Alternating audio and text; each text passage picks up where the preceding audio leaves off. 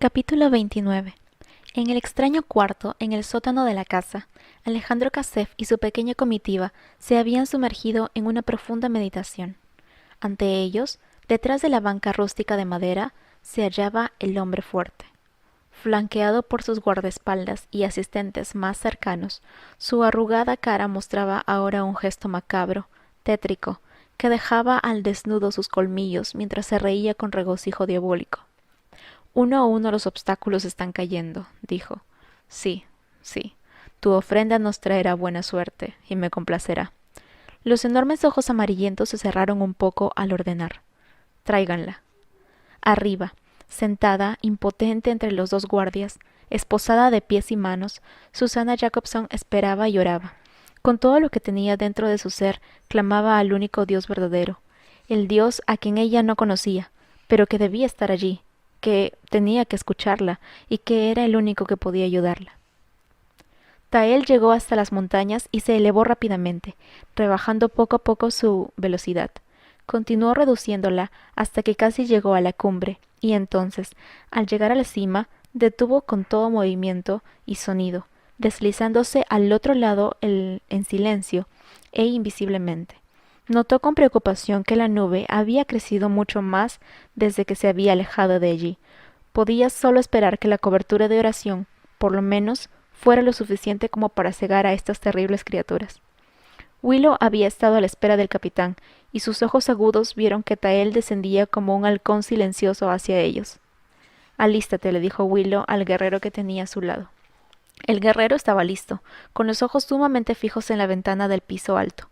Tael volaba tan bajo que casi se resbalaba sobre la tierra. Finalmente llegó y se detuvo junto a Willow. Tenemos la cobertura, dijo. Ahora, ordenó Willow al guerrero. El guerrero medio que voló, medio que corrió, hacia la gran casa de piedra. El sacerdote, con los ojos casi saliéndose de sus órbitas, por la expectación, se dirigió a la gran escalera, tarareando para sus adentros. Kasef y su gente esperaban abajo, en un silencio pesado. Kasef estaba junto a sus cuchillos. Susana Jacobson trató de zafarse de las esposas, pero estaban bien cerradas, y le apretaban tan fuerte que incluso le cortaban, aun cuando ella no forcejeara. Los guardias se rieron de ella. Dios mío, oró, si tú eres realmente el rey del universo, por favor, ten misericordia de esta pobre mujer que se atrevió a hacerle frente por tu causa a este terrible mal. Y entonces, como si ya no estuviera más en el cuarto, como si estuviera despertándose de una pesadilla, el temor agonizante que le retorcía el corazón empezó a desaparecer de su mente, como si fuera un pensamiento que se desvanecía, como la tormenta que va calmando lenta y paulatinamente. Su corazón estaba en calma, el cuarto parecía extrañamente quieto. Todo lo que podía hacer era mirar a su alrededor con ojos llenos de curiosidad. ¿Qué había pasado? ¿Había muerto ya? ¿Estaba durmiendo o quizás estaba soñando? Pero se había sentido así antes. El recuerdo de una noche en Nueva York le vino a la memoria. Pensó en aquel extraño sentimiento que le daba ánimos, el que había sentido mientras pasaba a gatas desesperadamente por aquella ventana. Había alguien en el cuarto, podía sentirlo. ¿Estás aquí para ayudarme?, se preguntó de corazón, y la más tenue chispa de esperanza renació otra vez en alguna parte de su corazón. Sus pies súbitamente estuvieron libres de grilletes, y podía balancearlos debajo de la silla. Las esposas yacían en el suelo abiertas. Sintió que algo se zafaba de alrededor de sus muñecas y pudo sacar los brazos libres. Las esposas hicieron su ruido al caer al piso, así como las que habían caído de sus pies. Miró a los dos guardias, pero ellos estaban allí, simplemente mirando, todavía sonriéndose con sorna, luego mirando hacia otro lado como si nada hubiera pasado. Luego ella oyó un clic y miró a tiempo para ver que el pestillo de la ventana se abría y que la enorme ventana del dormitorio se abría por sí sola. El aire frío de la noche empezó a soplar dentro de la habitación. Si resultaba ilusión o realidad, ella la aceptó. Saltó de la silla. Los guardias no hicieron nada. Corrió hacia la ventana abierta y luego recordó. Todavía vigilando alerta e incrédulamente a los guardias, se dirigió corriendo a la cama. Se agachó y recogió la maleta de Kasef y que su gente no había hallado, en un escondite tan obvio. La sintió extrañamente ligera para todos los papeles que había metido en ella. pero nada en ese momento tenía mucha lógica, de todas maneras, de modo que sencillamente aceptó que le fue fácil cargar la maleta hasta la ventana, colocarla afuera en el antepecho. Miró hacia atrás. Los guardias seguían sonriendo confiadamente mirando la silla, que estaba vacía. Sintiendo como si alguien la levantara, trepó por la ventana y salió al techo. Una enredadera muy gruesa crecía en ese lado de la casa. Sería una perfecta escalera de escape. Fuera del edificio administrativo, algunos guardias de seguridad habían hablado en voz baja acerca de la caída de la servidora y su inminente destino, cuando oyeron de pronto pasos que corrían por el estacionamiento.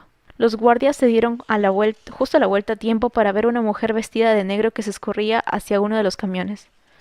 «Hey, ¿qué haces? Es la servidora».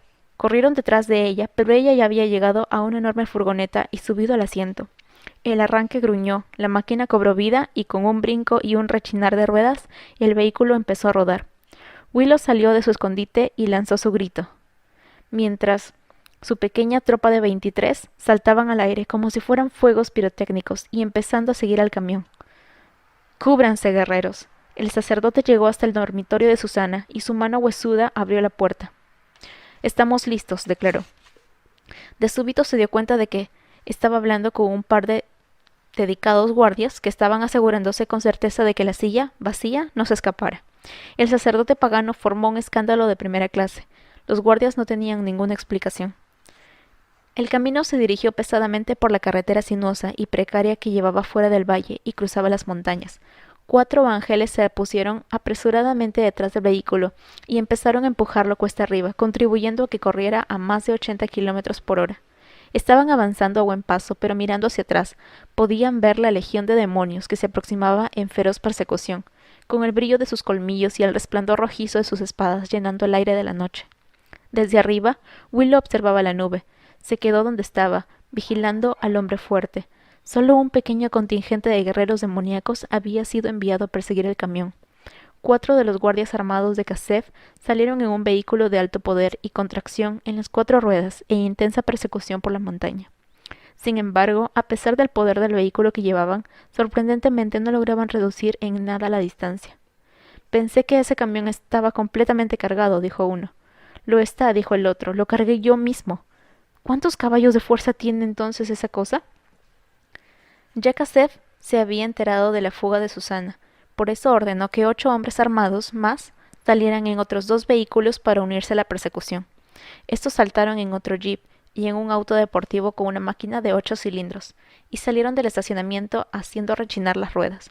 Demonios y ángeles convergieron sobre el camión, que todavía subía con dificultad la empinada cuesta a más de 80 kilómetros por hora. Sus ruedas rechinaban por la sinuosa carretera de grava. Los 4 ángeles continuaban empujándola desde atrás, en tanto que los otros 19 volaban continuamente en un círculo sobre el vehículo, protegiéndolo así del ataque demoníaco. Los demonios se debatían desde arriba, con sus rojas espadas centelleando al aire, y se enredaban con los guerreros angélicos en fieras peleas.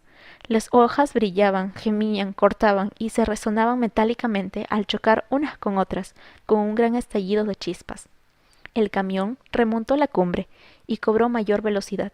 Los vehículos que venían en persecución llegaron a la cima apenas unos pocos segundos más tarde. A medida que el camión aceleraba más y más, las desigualdades y curvas de la carretera se convirtieron en un golpe mortal tras otro. Mientras el camión se bamboleaba, danzaba de un lado a otro, en 2 o en 3 ruedas, y descendía vertiginosamente por la empinada bajada. La carretera se enderezó un poco, y luego hacía una curva abrupta. Después se torcía en dirección opuesta y había una bajada. El camión luchaba por mantenerse en la carretera, mientras las rocas y los rieles de seguridad pasaban como borrones a toda velocidad. Con cada curva cerrada, esto gemía y se inclinaba pesadamente hacia un lado, con el monumental chasis casi saliéndose de los resortes, y las ruedas rechinando en protesta. Una curva muy cerrada, la parte de atrás del camión, demasiado pesada, fue a golpear al riel de protección, con un agudo chirriar de metal y una lluvia de chispas. Más abajo en la carretera había otra bajada y los resortes golpearon hasta el tope. Los ejes golpeaban el chasis gruñendo y crujiendo. Los jeeps y el auto deportivo lo seguían de cerca, por las traicioneras curvas, experimentando la aventura de su vida al mismo tiempo. 2 de los hombres que en el vehículo más cercano estaban, tenían listos sus rifles de alto poder, pero era imposible disparar con puntería. De todas maneras, dispararon una andanada, solo para asustar más a la servidora.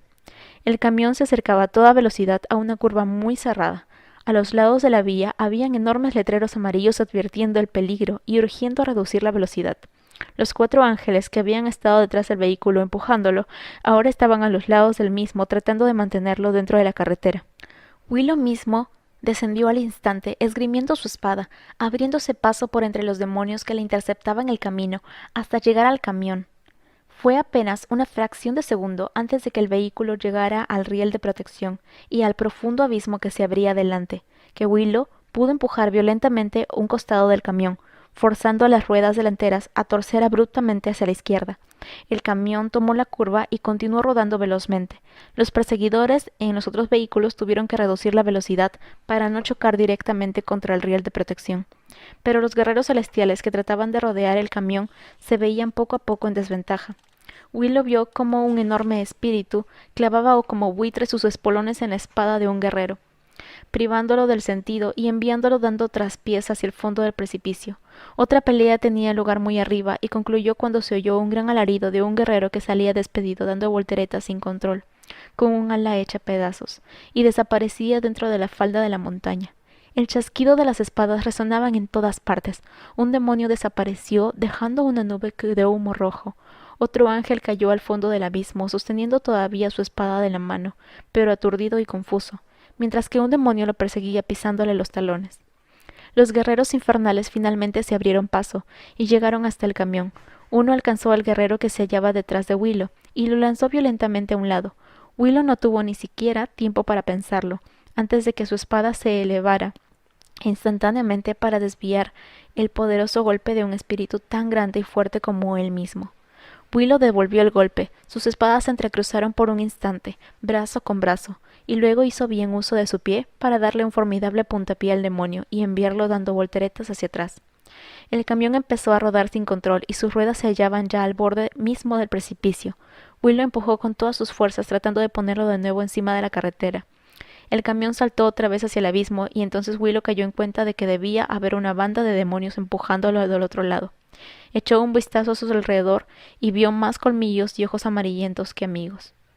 Una enorme hoja silbó al descargarse sobre su hombro, y con rapidez pudo desviarla. Otra más se precipitó para tratar de darle un tajo en mitad del pecho, y también la desvió. El camión se dirigía al barranco. Willow trataba de detenerlo, de contener los golpes, de pedir ayuda, de darle un tajo a otro demonio, de dar un puntapié aquí, de empujar el camión, de cortar un ala, de desviar un tajo, de dirigir al camión. Un tajo. No lo vio venir, y no tenía ni idea de quién lo había asestado, pero le hizo estremecer. Perdió su agarre del camión, vio el fondo del barranco abrirse debajo, vio la tierra, el cielo, la tierra, el cielo, eso es que estaba cayendo. Abrió sus alas para detener la caída y continuó cayendo, como una hoja seca. Muy arriba pudo oír un grito que helaba la sangre. Miró hacia allí. Aquel debía ser el que le había dado el tajo. Un espectro gigantesco de ojos saltones y con piel de reptil, alas aserradas. Aquí estoy. Vamos, ataca, lo desafió Willow, esperando que el espectro volviera a la carga. El demonio descendió en picada con sus fauces bien abiertas, colmillos al aire y con la enorme hoja afilada brillando delante de él. Willow esperó. El espectro levantó su espada y la descargó con un furibundo golpe. Willow estuvo de pronto como a 2 metros de donde había estado, y la hoja continuó su trayectoria sin haber encontrado su objetivo, y el demonio dando un salto mortal detrás de ella. Willow hizo girar su espada, con una velocidad increíble, y le cortó las alas al demonio. Luego lo acabó. La hirviente nube de humo rojo se aclaró a tiempo para que Willow viera el camión estrellándose contra el riel de protección y cayendo al precipicio. La caída fue tan larga y prolongada que el camión parecía flotar en el aire por una eternidad antes de estrellarse con gran estrépito contra las rocas del fondo, arrugándose, doblándose, retorciéndose, dando volteretas, rebotando como si fuera de papel o un conjunto de latas vacías. Entre tantos sillas, escritorios, papeles y archivos salían despedidos por todas partes. Algo así como 30 demonios revoloteaban por encima o se habían posado sobre lo que quedó del riel de protección para ver la conclusión de su obra. Después de dar vuelta sobre vuelta y quedar reducido a un montón de hierros retorcidos, lo que fue el camión finalmente se detuvo en la base del barranco. Los 3 vehículos que venían en persecución se detuvieron, y los 12 guardias de seguridad que venían en ellos se bajaron sonriendo satisfechos. Willow se metió en una hendedura de la peña para descansar, envainando su espada y mirando al cielo. Muy arriba en el cielo pudo distinguir breves destellos de luz que se dirigían en diferentes direcciones, cada una seguida por 2 o 3 estelas de humo rojo negruzco. Sus guerreros, o los que quedaban de ellos, se esparcían en todas direcciones.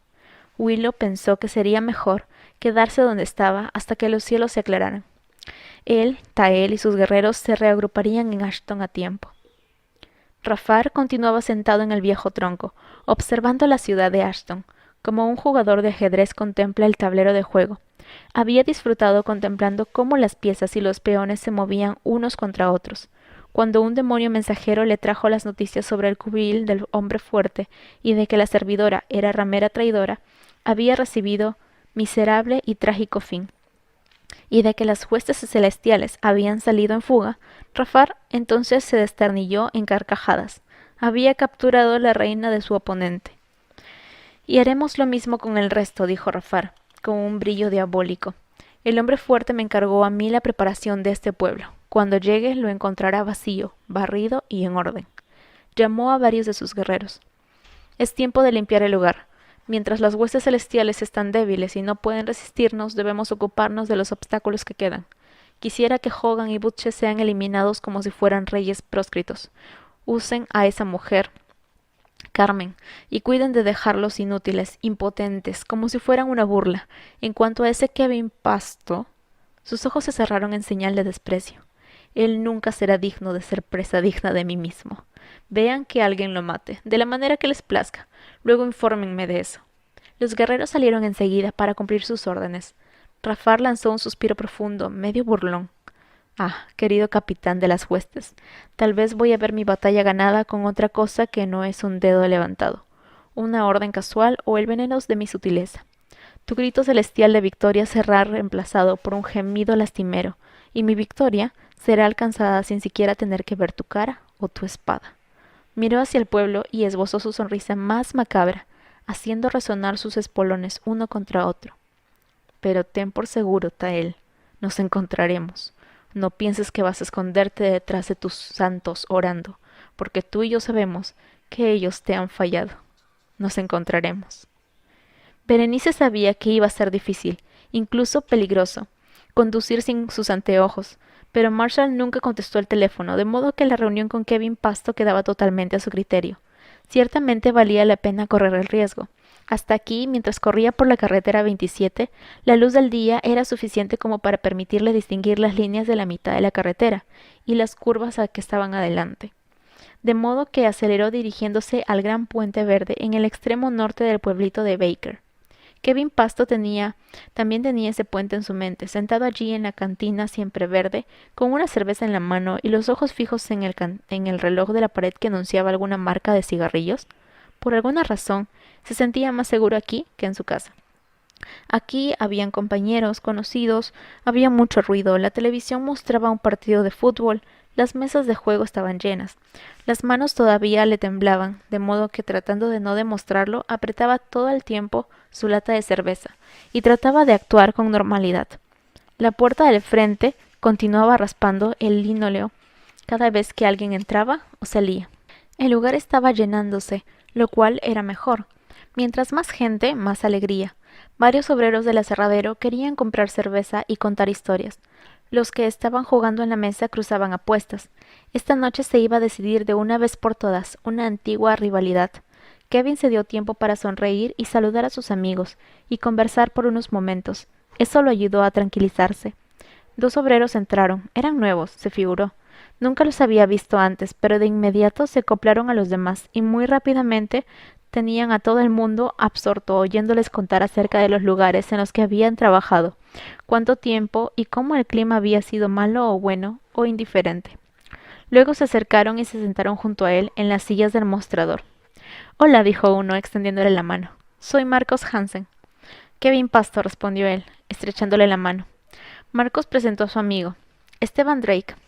Le cayeron bien. pues hablaban de madera, de béisbol, de cazar venados y de cerveza, y las manos de Kevin dejaron de temblar. Hasta logró terminar su cerveza.